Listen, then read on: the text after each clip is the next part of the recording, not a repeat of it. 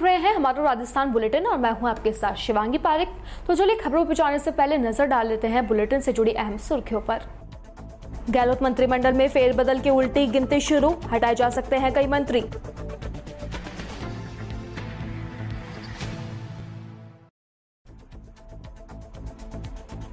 जमीनी विवाद को लेकर दो पक्षों में झगड़ा, एक ही पक्ष की 2 महिलाएं सहित 6 व्यक्ति घायल।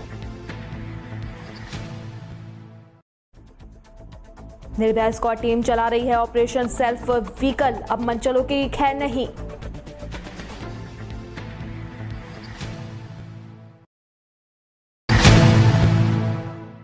और अब खबरें विस्तार से।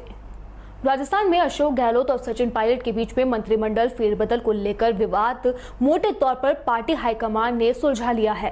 अब पार्टी अध्यक्ष सोनिया गांधी की हरी झंडी मिलने के बाद में 28 या 29 जुलाई को गहलोत मंत्रिमंडल में बड़ा फेरबदल हो सकता है। करीब 10 मंत्री हटाए जा सकते हैं और 15 मंत्री बनाए जा सकते हैं। फेरबदल में सचिन पायलट कोटे से गहलोत मंत्रिमंडल में शामिल मंत्रियों पर भी तलवार लटकी हुई है। ऐसे 6 मंत्री हैं जिन्हें पायलट अब अपने कोटे में नहीं मानते हैं। गहलोत के बचाव करने पर ही मंत्री पद बच सकता है, तो वहीं पायलट कोटे के कई मंत्री अब पार्टी में आ सकते हैं, तो वहीं पार्टी की कमान अब सोनिया गांधी के हाथ में है।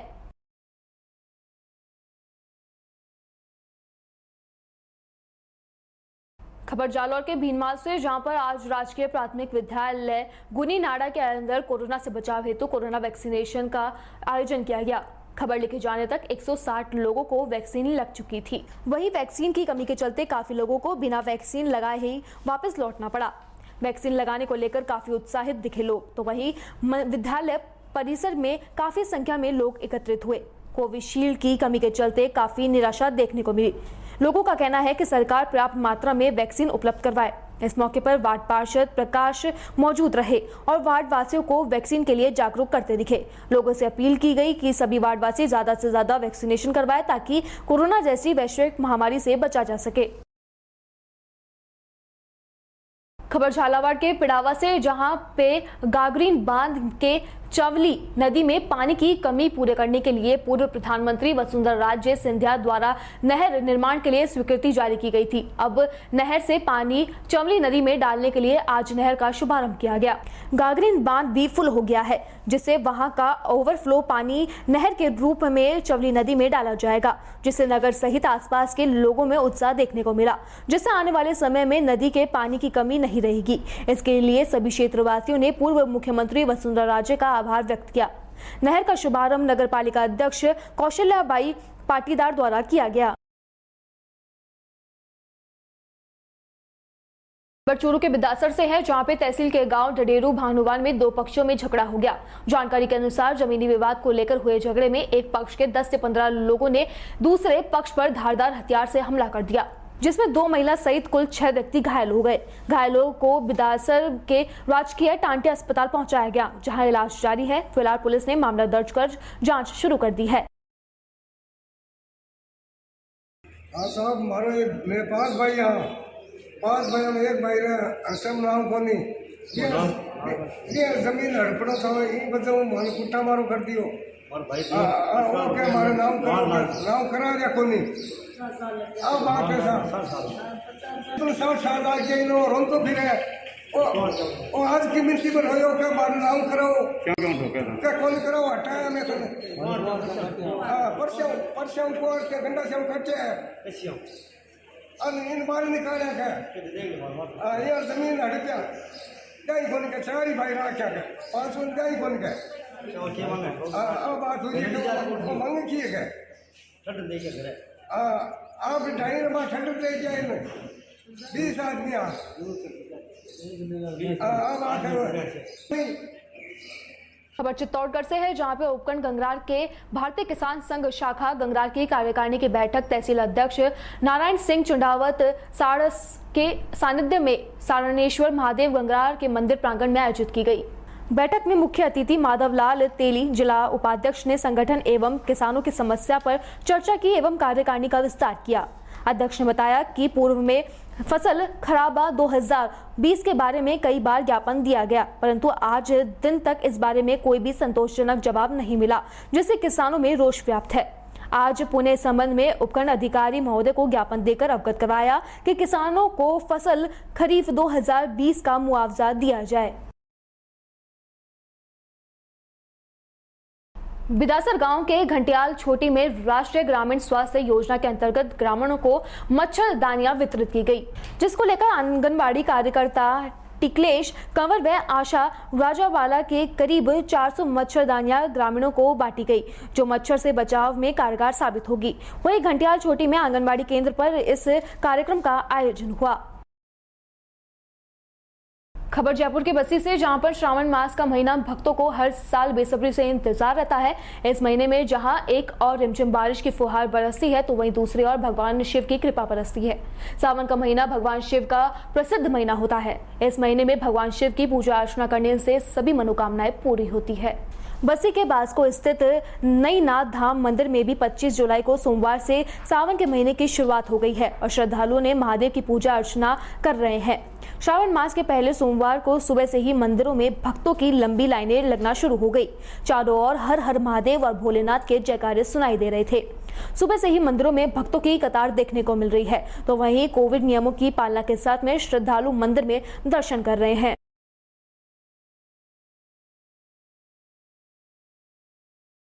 खबर जयपुर से है, जहां पर अतिरिक्त पुलिस आयुक्त द्वितीय राहुल प्रकाश ने बताया कि पुलिस कमिश्नरेट द्वारा चलाए जा रहे ऑपरेशन सेल्फ व्हीकल अभियान के सार्थक परिणाम मिलने शुरू हो गए हैं।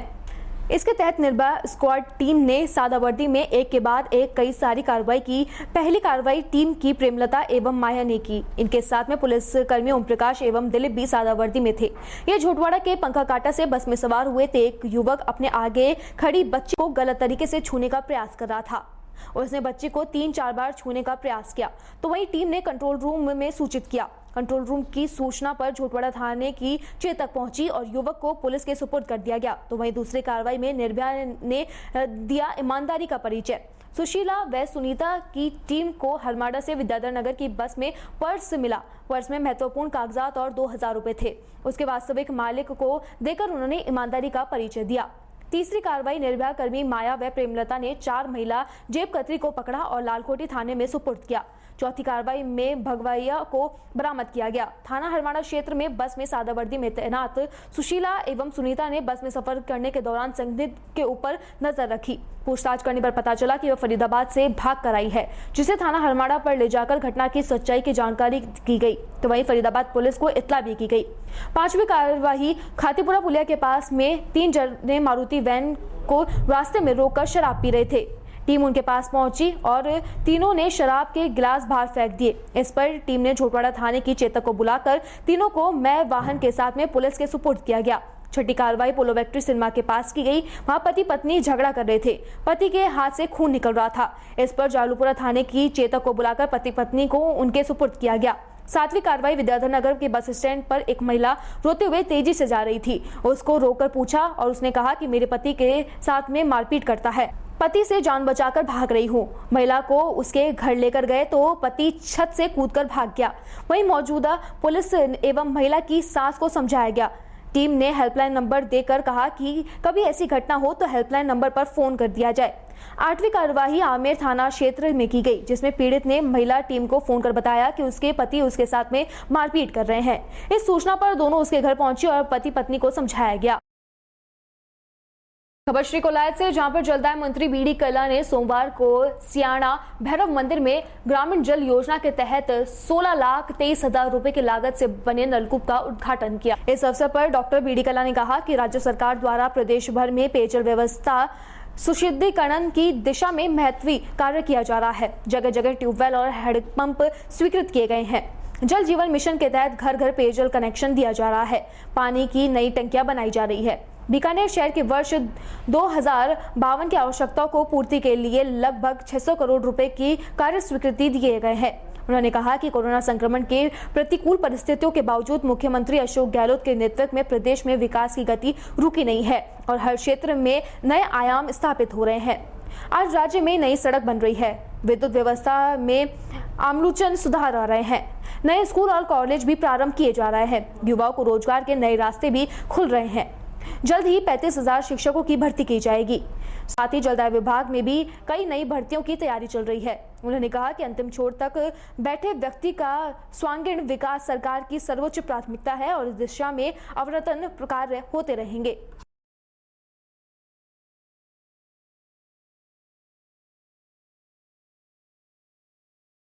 देखिए, जल ही जीवन है, जल के बिना कुछ भी नहीं है। रहीमन पानी राखिए, बिन पानी सब सून, पानी बिने न उबरे मोती मानस चून।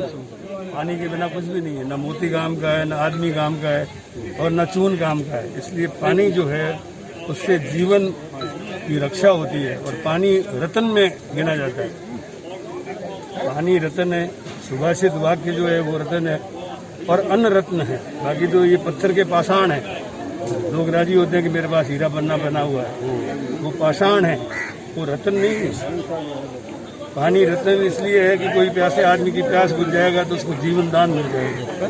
इसलिए जल जो है, पहले आदमी लोग अपने पुरखों के प्रति तर्पण करते थे। 3 पीढ़ियां तर जाती थी। कोई कुआं बावड़ी तालाब बनाता था, 7 पीढ़ियां तर जाती थी। मंदिर बनाता था, उसकी 21 पीढ़ियां तर जाती थी। तो राज्य सरकार के द्वारा जगह जगह ट्यूबवेल, हैंडपंप और जल जीवन मिशन के अंतर्गत गांव-गांव में, घर घर में जल कनेक्शन दिए जा रहे हैं और हमारा ये लक्ष्य है कि हर घर को पानी मिले। लेकिन मैं साथ साथ ये अपील करना चाहूँगा, पानी को बचाएं और बरसात के जल का जल संरक्षण करें, तभी जाकर के हमारी भावी पीढ़ी सुखी रह सकेगी। नहीं तो पानी के लिए विश्व युद्ध की लोगों ने भविष्यवाणी की रखी है। इसलिए पानी की बचत करें, पानी का अपव्यय नहीं करें। मुझे याद है, हम बचपन में जब नहाते थे तो लोहे की बरात में नहाते थे और उसके बाद उसमें कपड़े धुलते थे। कपड़े धुलने के बाद घर की सफाई होती थी और घर की सफाई के बाद फिर नाली की सफाई होती थी। हम भोजन करने के बाद जो चढ़ू करते थे तो उसमें सारा पानी एक मतलब बाल्टी में इकट्ठा होता था, फिर गायों की मुंडी में पड़ता था। एक एक बूंद का उपयोग होता था। आज लोग बाथरूम में जाते हैं यूरिन पास करने के लिए और 5 लीटर पानी को बर्बाद कर देते हैं। इसलिए प्रत्येक घर में डबल बटन की टंकी होनी चाहिए। छोटी आवश्यकता पर छोटा बटन दबाएं, बड़ी आवश्यकता पर बड़ा बटन दबाएं, पानी की बचत करें। बीकानेर के विकास पुरुष के हमारे राजस्थान में अशोक जी गहलोत के नेतृत्व में काफ़ी काम हो रहे हैं। गांव-गांव में बिजली पहुंचाई है, गांव-गांव में घर घर में पानी पहुंचा रहे हैं, सड़कों का जाल बिछा रहे हैं, शिक्षा का जाल बिछा रहे हैं और इसके साथ साथ बेरोजगारों के लिए अभी 35,000 शिक्षकों की वैकेंसी निकलने वाली है रीट के माध्यम से।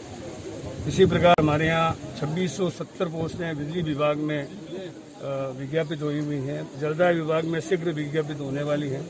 तो अलग अलग विभागों में अलग अलग वैकेंसियाँ निकल रही है ताकि नौजवान बेरोजगार लोगों को रोजगार मिले। जहाँ तक आपने गांव में बिजली की समस्या के बारे में सरपंच साहब वगैरह ने बताया, मैंने एमडी से बात की है, उसकी डीपीआर वगैरह बना करके और कोशिश करेंगे आने वाले वक्त में शीघ्र से शीघ्र यहाँ पर बने। समय अभी चूंकि कोविड के कारण बजट की बहुत, गवर्नमेंट की इनकम पहले 100 रुपये थी, वो 20 रुपये हो गई है। इसके बावजूद भी गवर्नमेंट डेवलपमेंट के काम करती है।